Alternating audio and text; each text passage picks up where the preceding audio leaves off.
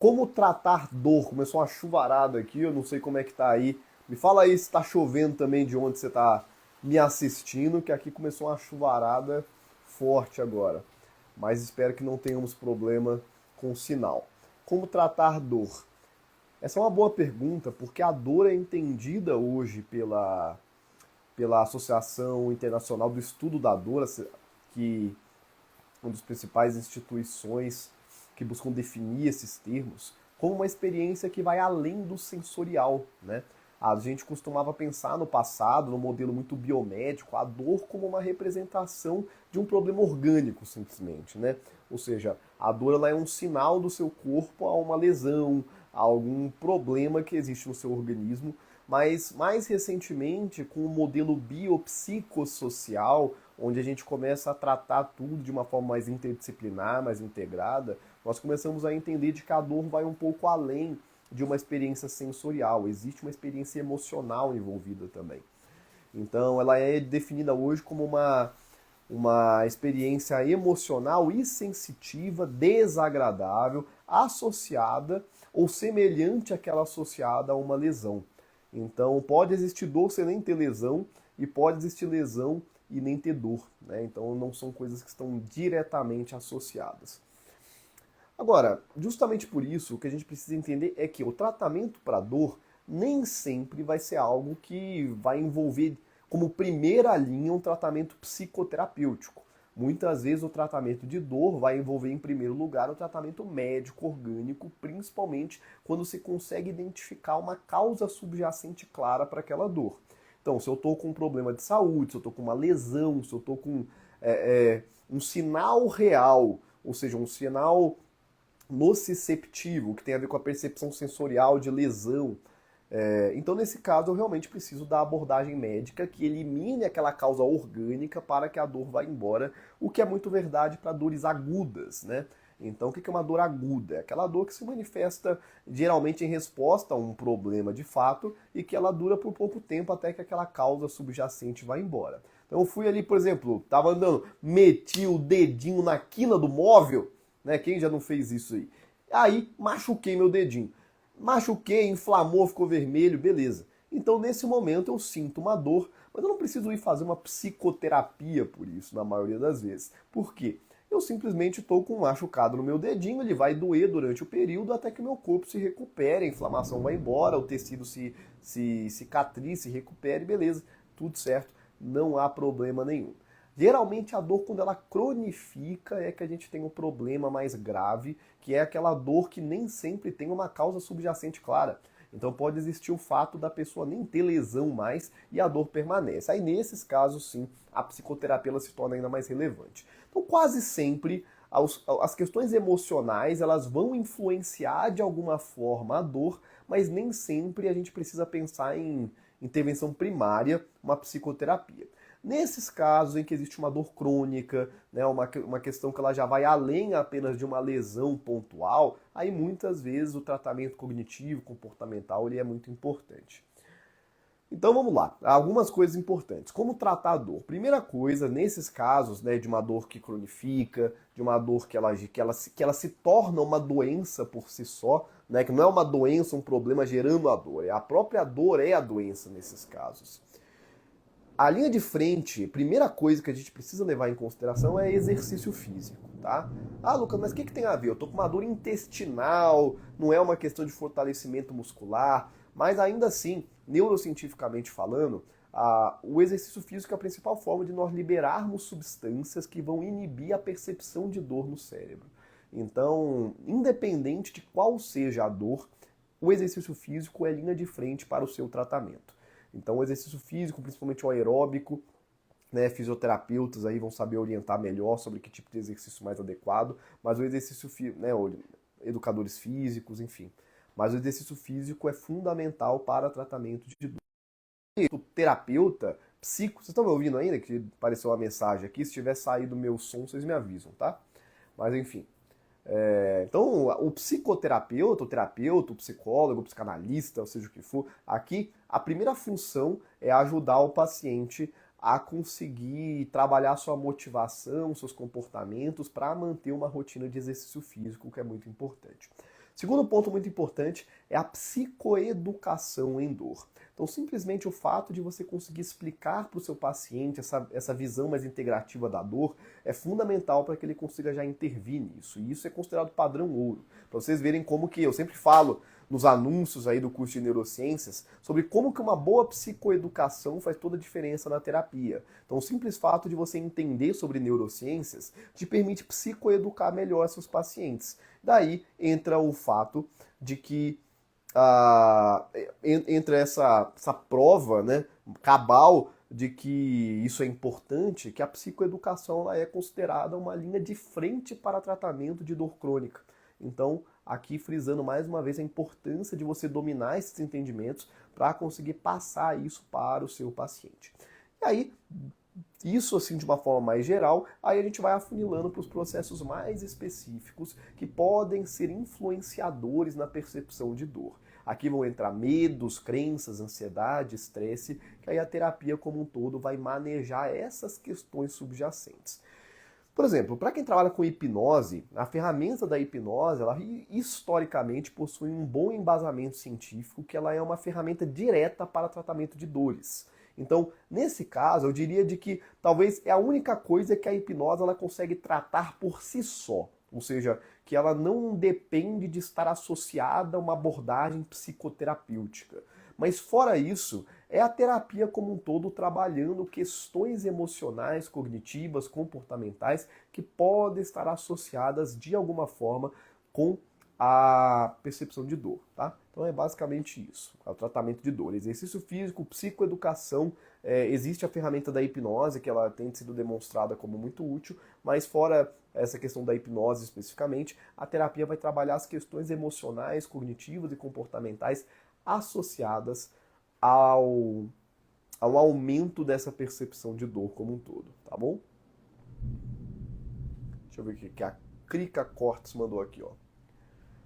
O que a neurociência explica sobre possíveis causas que podem ocorrer no desgaste de energia do sujeito que exerce o hábito do controle nos comportamentos errôneos da parte do outro? E quais intervenções poderiam ser aplicadas neste paciente? Deixa eu ler de novo. O que a neurociência explica sobre possíveis causas que podem ocorrer no desgaste de energia do sujeito que exerce o hábito de controle nos comportamentos errôneos da parte do outro? Pelo que eu entendi aqui, você está me falando sobre o sujeito que se desgasta por tentar controlar o comportamento do outro. É isso mesmo? Eu fiquei confuso aqui quanto à pergunta, tá? É difícil, se for isso mesmo que você me perguntou, é difícil te falar o que a neurociência fala sobre isso, porque aqui a gente tem uma dinâmica que ela tá mais para filosofia, que é o quê? Aquela ideia de que nós não conseguimos controlar o comportamento do outro.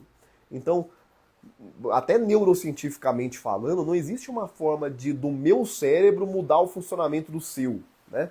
Então na verdade o que precisa acontecer aqui é uma reestruturação cognitiva, que é uma mudança de vias neurais, crenças que esse indivíduo tem, para ele entender de que ele não pode nem tem que mudar o comportamento do outro, só o que ele pode é mudar o seu próprio, né? Você pode dar uma dica, orientar, ajudar, mas ainda assim você só tem controle direto sobre os seus próprios comportamentos e não sobre o comportamento alheio. Então essa é uma questão muito importante. Deixa eu fechar a janela aqui que está chovendo muito, peraí. Só para reduzir um pouco o barulho. Mas fala se eu entendi certo a pergunta, tá bom? Justo o que você falou, exatamente. Então, beleza. Então é isso. Então, o que a neurociência vai falar sobre isso? Essa pessoa ela tem um conjunto de crenças, de cognições, de pensamentos distorcidos sobre a necessidade de controle do comportamento do outro. Então, a reestruturação cognitiva, que ela pode ser feita a partir de várias técnicas, inclusive de terapia cognitivo-comportamental, como o questionamento socrático. Eu gosto muito de utilizar uma abordagem chamada Clean Language, linguagem limpa, tá? Ajuda o paciente a questionar sua própria forma de pensar. E ao fazer esse questionamento, o que nós estamos fazendo é criando uma nova via neural para competir com aquela crença anterior. Então, é basicamente isso. tá bom? Se tiver ficar alguma dúvida, pode mandar, tá? Vamos para mais uma pergunta aqui, ó. Neurocientificamente, o que é o amor? É uma boa pergunta também e que envolve um pouco de semântica, envolve um pouco de filosofia, às vezes até de espiritualidade, existem definições mais religiosas sobre o amor, né? A gente precisa começar definindo o que nós estamos chamando de amor. Porque nós podemos estar falando do amor fraternal, que tem a ver com aquela questão do vínculo, do apego. Podemos estar falando sobre a paixão romântica, que tem mais a ver com os impulsos mais sexuais das pessoas. Podemos estar falando de um conceito mais religioso, como aquela famosa ideia do ágape, né? Muito do cristianismo. Então, vai ficar gravado? Vai, a gente sempre deixa gravado a live, tá?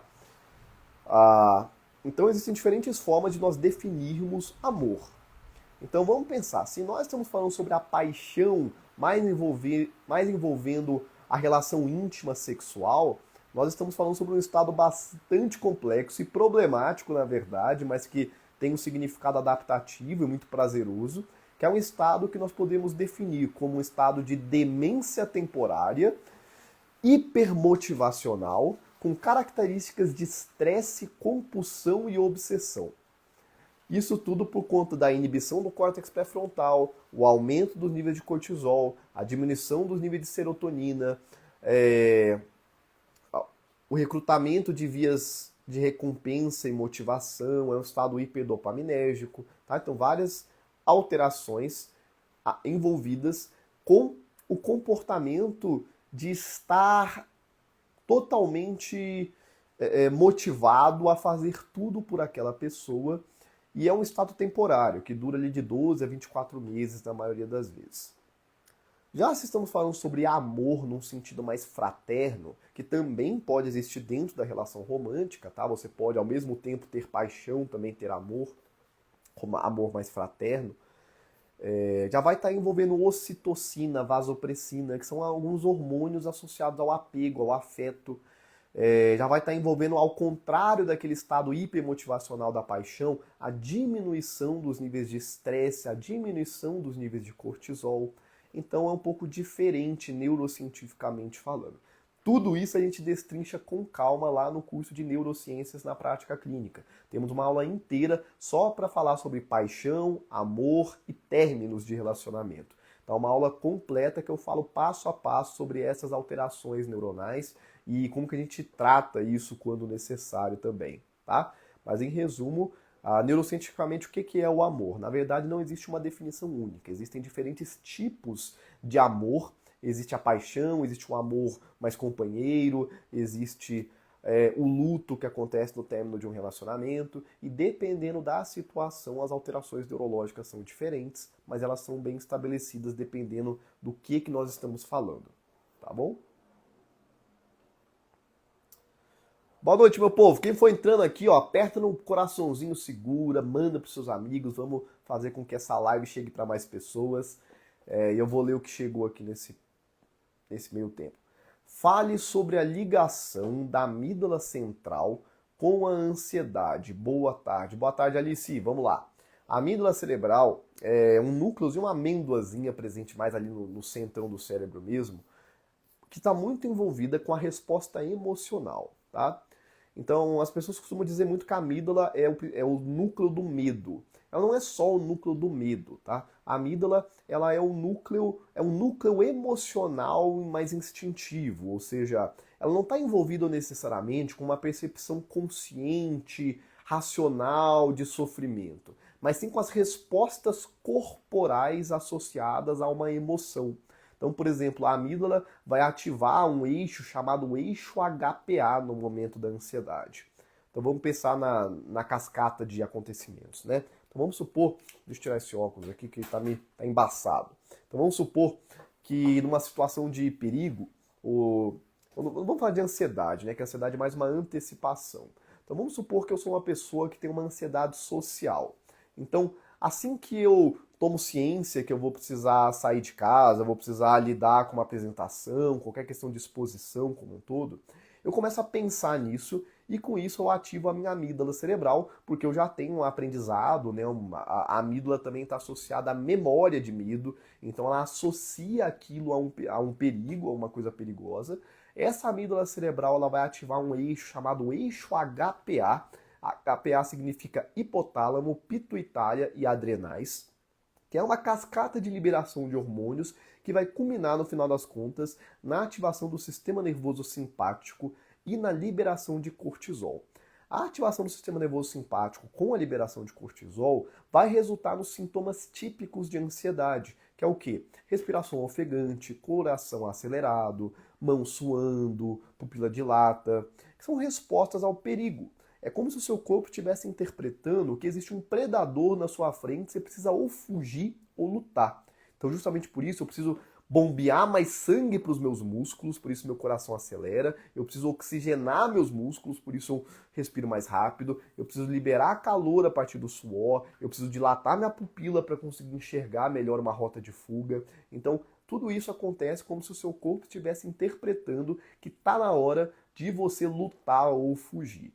Mas muitas vezes isso vem a partir de aprendizados, condicionamentos que podem ser patológicos, né? Mas basicamente a ligação da amígdala é isso, é um núcleo associado à resposta corporal, emocional, muito associada ao medo e ao estresse, beleza? Ficou claro? Se não tiver ficado claro, pode falar aí, tá bom? Pastora Fátima mandou aqui, ó. Qual a diferença entre mente e cérebro? Como falar sobre isso com foco em neurociência? Essa é uma excelente pergunta, tá? Na verdade, isso depende um pouco da sua perspectiva e das suas crenças, tá? Raramente eu vejo as pessoas abordando isso de uma forma mais aberta, sem tabus. Porque, querendo ou não, quando nós encaramos mente e cérebro como duas coisas diferentes, das duas uma. Ou nós estamos considerando um conceito recente, que ainda não é muito bem entendido pela ciência, de cognição incorporada, que quer dizer o quê? Que a nossa mente ela pode ir além do cérebro, mas envolvendo outras partes do corpo. Ou seja, hoje mesmo eu gravei um vídeo para o YouTube mostrando que a gente vai lançar na semana que vem esse vídeo, tá? Tá tendo vídeo no YouTube lá, inclusive. Quem não tá me acompanhando, vai lá, só pesquisar aí Lucas Kane, Neurociências, que vocês vão achar meu canal. E saiu um vídeo novo hoje, inclusive. Mas na semana que vem vai sair um vídeo que eu gravei hoje, mostrando de que existe um estudo científico recente que mostrou que até células do rim podem memorizar. Células do rim também têm memória. Olha só que doido isso. Então é um conceito de que outras partes do corpo também poderiam gerar de alguma forma a nossa cognição, tá? Mas na maioria das vezes não é isso. A maioria das vezes, quando a pessoa ela interpreta que mente e cérebro são coisas diferentes, é porque ela considera a existência de uma alma, a existência de um espírito, de algum tipo de consciência que transcende a matéria do corpo. E a gente culturalmente carrega isso, na verdade, né? É igual em várias obras aí, por exemplo, que mostra a pessoa que trocou de mente com a outra. Ou seja, simplesmente não mudou nada. É o meu mesmo cérebro, não mudou nada no meu organismo, mas por algum fenômeno de telecinese eu troco de mente com você. Quem já não viu aí alguma obra, algum desenho, um anime que acontece esse tipo de coisa? Por quê? É a ideia de que a minha mente ela não está diretamente ligada ao meu corpo. Ela poderia ser transmitida para um outro corpo, por exemplo. Né? A ideia de um espírito, a ideia de uma alma, a ideia, enfim, a ideia, por exemplo, de que as máquinas, as inteligências artificiais, elas não são conscientes como nós, querendo ou não, ela parte desse pressuposto de que nossa mente vai além de uma maquinaria. Porque senão, a gente teria que considerar que uma inteligência artificial, ela só tem uma consciência diferente, né, de outro substrato, mas que ainda assim é a mesma coisa, é uma maquinaria, assim como o nosso cérebro também é uma maquinaria. Então, se você considera que mente e cérebro são coisas diferentes, necessariamente você está partindo do pressuposto de que existe alguma origem transcendental aos seus processos cognitivos que vão além do seu cérebro, tá? Se você não considera isso, se você não tem nenhuma crença espiritual, nem nada nesse sentido, a única forma de você diferenciar os dois conceitos seria utilizar uma metáfora que é o seguinte: o cérebro é o hardware da sua programação e a mente é o software. Como assim? O que é isso? Hardware, software? Por exemplo, vou pegar meu notebook aqui. Meu notebook, a estrutura física dele aqui é o hardware e a programação dele é o software. Então, nós estamos falando que o cérebro é a parte física, é simplesmente o componente material, e a mente ela seria o resultado disso. A mente ela seria o aspecto subjetivo, o produto desse cérebro. Então seria basicamente isso. A mente é o produto dos processos cerebrais, tá? Então, de uma forma resumida, neurocientificamente falando, o cérebro e mente são praticamente a mesma coisa. A diferença é que o cérebro, a gente costuma olhar para ele quanto à sua matéria física, e a mente a gente acaba interpretando um grau de subjetividade, porque a gente está falando sobre o produto desse funcionamento cerebral. E querendo ou não, isso não é uma coisa 100% entendida, né? Por isso que é 100% compreensível a pessoa que ela carrega uma crença espiritual sobre as coisas, porque mesmo que a gente consiga entender como que diferentes áreas do cérebro estão associadas a diferentes processos cognitivos, ainda é difícil cientificamente a gente resumir a experiência individual apenas às células, né, a questões orgânicas. Então, são mistérios, na verdade, da ciência. O mistério da consciência, né? Inclusive, eu acabei de ganhar um livro no Amigo Secreto, fiquei muito feliz, inclusive, que é o Mistério da Consciência, do Antônio Damasio, que eu tenho muito interesse em ler, que ele explora um pouco essa ideia de como que a consciência é realmente um grande mistério da ciência ainda. Mas, se nós formos nos ater apenas à ciência, temos que considerar de que mente e cérebro são a mesma coisa, a diferença está só de que a mente é uma interpretação mais subjetiva e o cérebro é o componente mais físico, que a gente ainda não consegue fazer uma ponte direta para tudo o que acontece na nossa mente, a gente sabe exatamente qual a área do cérebro associada, tá? Deu para entender? Ou ficou confuso? Qualquer coisa manda aí. Temos mais duas perguntinhas só aqui, ó. Existem evidências sobre hipnose? Boa pergunta. Para quem não sabe, eu trabalhei com hipnose durante muito tempo, trabalho de vez em quando ainda na nossa clínica, o Instituto Neuromind, mas na hipnose sob uma perspectiva científica baseada em evidências. Então, claramente, se eu estou falando que eu trabalho com base em evidências, existem evidências sobre hipnose. Só que a gente tem que tomar dois grandes cuidados. O primeiro deles é que, assim como boa parte da psicologia como um todo, as evidências melhores sobre o assunto ainda são recentes, então ainda é um campo de estudo recente.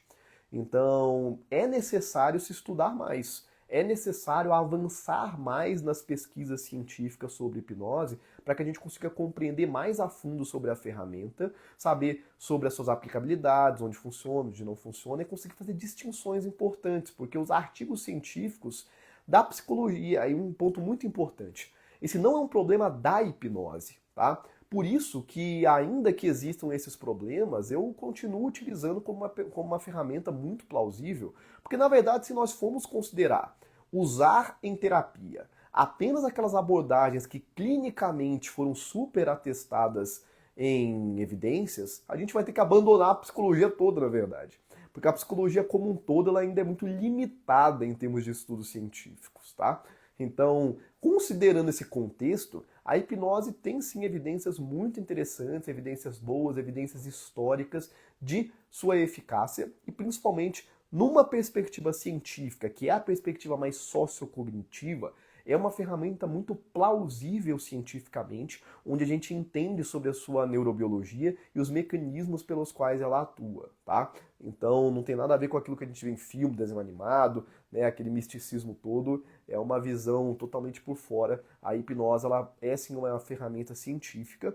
Agora, o segundo ponto importante é de que são poucas as pessoas que genuinamente divulgam e trabalham com hipnose científica. A maioria dos professores, infelizmente, eu não gosto de ficar falando mal de professores diretamente, por isso jamais vou citar nomes por aqui, mas infelizmente a maioria dos professores de hipnose no Brasil e no mundo como um todo só ficam replicando conceitos que nunca sequer foram buscar nas fontes. Então, são pouquíssimas as pessoas que genuinamente trabalham com hipnose numa perspectiva científica com base em evidências, tá?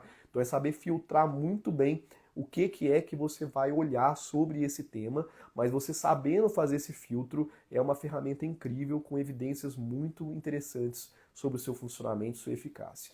Beleza?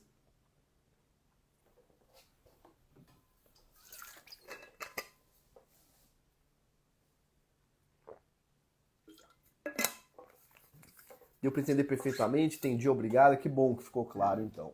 Então, tem uma última pergunta aqui, mas se vocês tiverem mais perguntas, pode me deixar aí também, tá?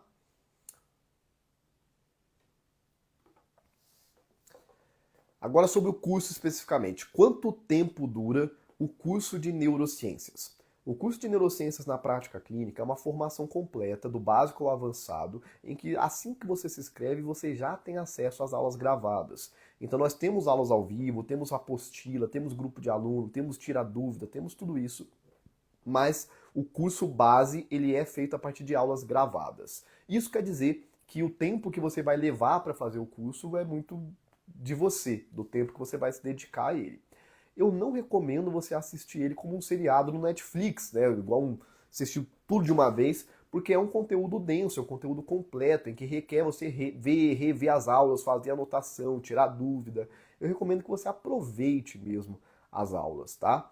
De carga horária, é uma carga horária de 40 horas, isso sem contar com os bônus. Então nós temos as aulas ao vivo, temos vários bônus, apostila, como eu falei, todo mês a gente tem aula ao vivo. Vira e mexe a gente lança aula nova, então já tivemos aí umas 3, 4 vezes que a gente lançou aula nova para o curso. Já temos planejadas aulas novas para serem lançadas, provavelmente até fevereiro vai ser lançada aula sobre bipolaridade, sobre estimulação magnética transcraniana. Então é um conteúdo que ele vai se renovando, mas ainda assim o curso base é em torno ali de 40 horas, em que você assiste no seu tempo, tá? Então tem gente aí que assiste de uma vez e acaba em uma semana, e tem gente que leva aí o tempo inteiro de acesso, que são 2 anos de acesso que você tem para finalizar o curso. Mesmo quando você termina o curso, você continua tendo conteúdo, porque a gente continua renovando, tem aula nova, tem aula ao vivo, tem tirar dúvida. Então, no final das contas, são 2 anos de aprendizagem que você tem com a gente ao se inscrever na formação, sendo que você pode assistir com a liberdade de tempo que você tiver, que você quiser. Fechou, meu povo? Peguei meu certificado hoje. Que bom, Rose. Parabéns por ter concluído o curso. Espero que você tenha gostado da formação. Inclusive, nós fizemos uma migração para uma plataforma nova recentemente. A plataforma está muito legal, muito bonita. Tá um visual ainda mais agradável, mais fácil de usar, em que nós iremos atualizar o curso. Travou aqui. Voltou. Conteúdo excelente. Assisti todas, mas assistirei novamente para aprofundamento. Maravilhoso curso. Que bom, Cláudia. Fico feliz em saber que você está gostando do curso. Isso é importante, tá? É um curso que, embora eu sou suspeito para falar, eu sou apaixonado pelas neurociências. Eu acho que a maioria das pessoas, quando começa a aprender, também se apaixona. Mas eu não posso negar que é um conteúdo denso, não é um conteúdo fácil, né? É um conteúdo que requer assistir com calma, rever. As pessoas elogiam muito a didática do curso, eu fico muito feliz por isso, né? Muita gente que fala que conseguiu aprender coisas que nunca tinha conseguido aprender antes, mas ainda assim é muito importante rever as aulas para conseguir condensar melhor os aprendizados, tá bom?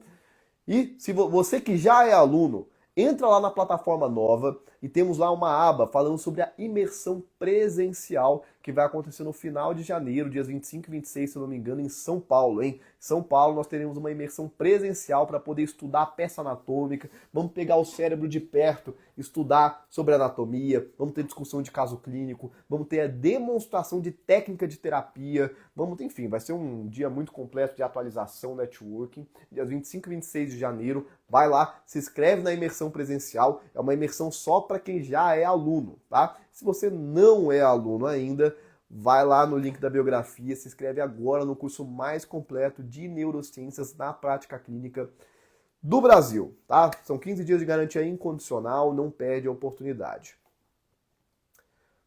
Peraí, perdi aqui. Amei o curso, vou fazer novamente na plataforma. Não sei se já tinha lido isso aqui, mas Rose, vai ser um prazer ter você lá com a gente mais uma vez. Manda mensagem se você tiver dúvida, que estou sempre respondendo aluno.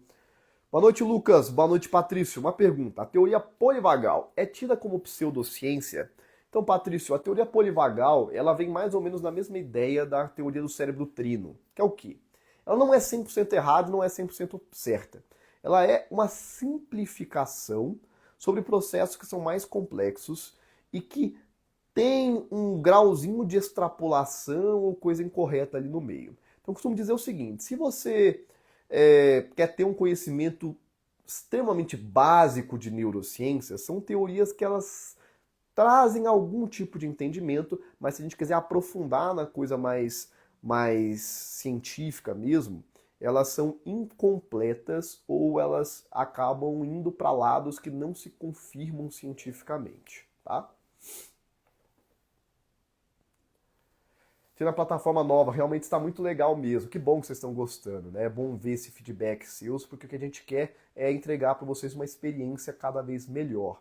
A Hotmart, sou muito grato à Hotmart, que ela me proporcionou muitas coisas importantes na minha carreira, mas ela é um pouco mais limitada em termos da área de membro lá, então agora a gente consegue avançar com vocês para uma nova etapa da formação. É isso, pessoal. Vou-me lá agora porque eu tenho que dar uma saidinha, agora já são 7h06, então eu espero vocês na próxima live. Provavelmente na quinta-feira teremos live aqui de novo. Não, mentira. Hoje, nessa quarta-feira, a gente tem a aula dos alunos da mentoria. E eu acho que daqui 1 ou 2 semanas temos aula exclusiva lá do curso de neurociências também. Enfim, eu vou divulgando tudo por aqui e lá no grupo de alunos. Espero vocês, até a próxima. Boa semana. Tchau, tchau.